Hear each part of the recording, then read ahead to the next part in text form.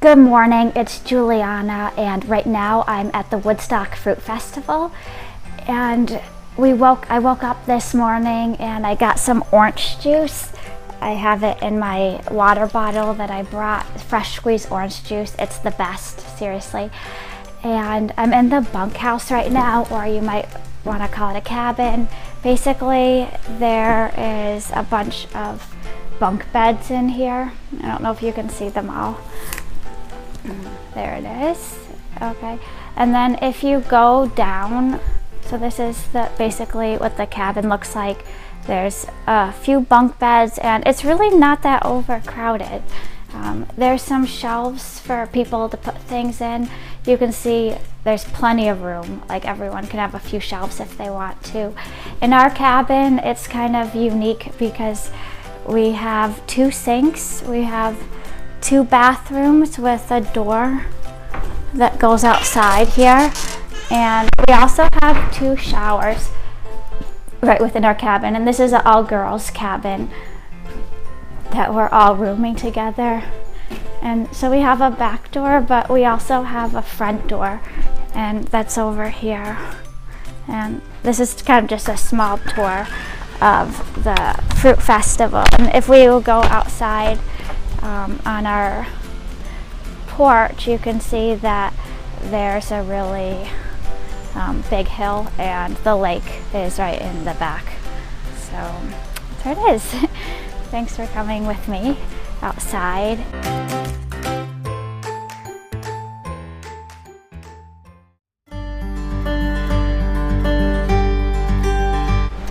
I just wanted to chat with you while I was walking around, because I was thinking about, when is it the time to fit in with other people, and when is it the time to stand out and just be who you are? So at the Woodstock Fruit Festival, people are very alike here.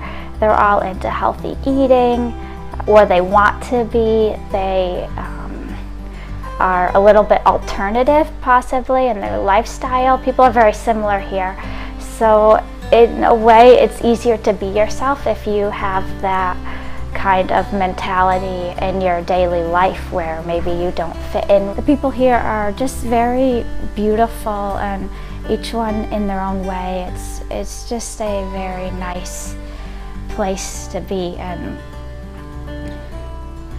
one thing that I was thinking about was, besides when is the right time to fit in and when's the right time to just kind of be yourself, because we all know sometimes it's better to go with the crowd, and other times it's better to just be your own self-advocate and do what is you believe in the most, and other times that could get you in a lot of trouble, so you don't want to do that. So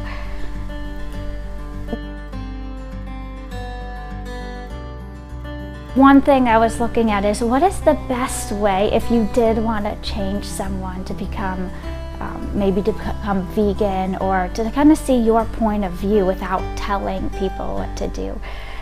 You can always ask people, oh, have you considered doing this, or have you considered doing that? But that might just kind of breeze over their head, and they might really not think about what you're saying. So one thing I realized that was really effective at the Woodstock Fruit Festival was that people are changing because they have so much love for everyone else. And you really get this feeling that when you're here, people are not trying to push you what to do, and I think that is more effective than if someone is telling you what to do. And people just being themselves, being their loving selves, and going about their daily lives is a stronger role model than someone saying, hey, you need to become vegan, or you need to become on a raw food diet because that's the only way you're gonna survive.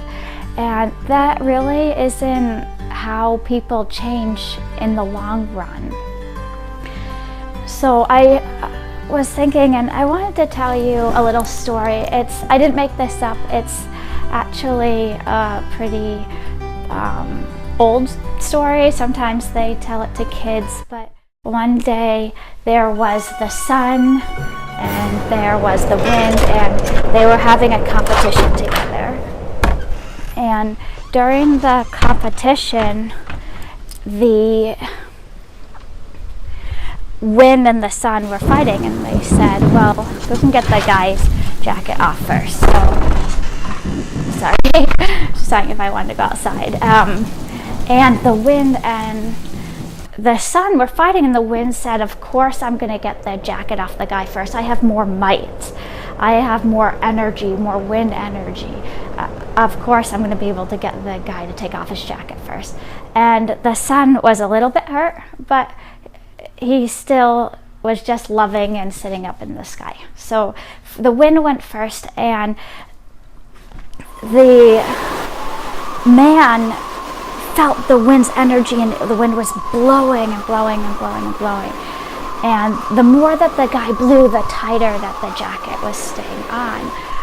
So the wind would blow harder and harder and harder, and the guy would be clasping his jacket even more and more. So finally the wind said, you know what, I can't do this, and I just give up. I cannot get this guy to take off his jacket. So next, the wind went up to the sun and said, look, I tried with all my might, and I couldn't get this guy to take off his jacket. And secondly, the sun went out there. The guy was still walking on the beach. He just sat above the guy, and the guy looked up, and he saw that it was sunny. He was feeling warm, and he took off the jacket on his own. So that's the story of the sun and the wind having a competition. Who did it better? Clearly, the wind was using more force and could have forced the guy to take off his jacket. But even if it came off, he would have just put it back on. But the second time when the sun wanted to take off his jacket, the sun wanted the guy to take off his jacket, he was just being himself, and he was just in the sky. And that was a lot more effective. So how can we relate this story into our real lives?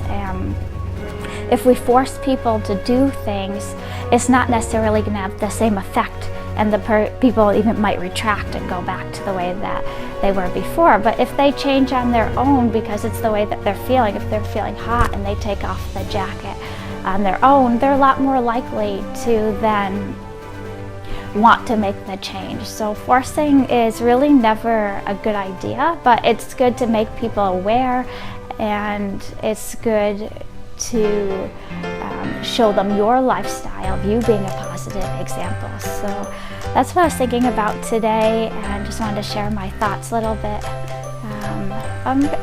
I'll walk out a little bit. You can hear some drums in the background. I don't know if you can hear them. There must be some type of like drumming workshop going on. I'll take you outside for a minute. You can see a little bit of the outdoors. Up here, this is where the trees, that's like the big recreation hall. There's tennis courts in the back up there. So yeah. All right, bye. See you.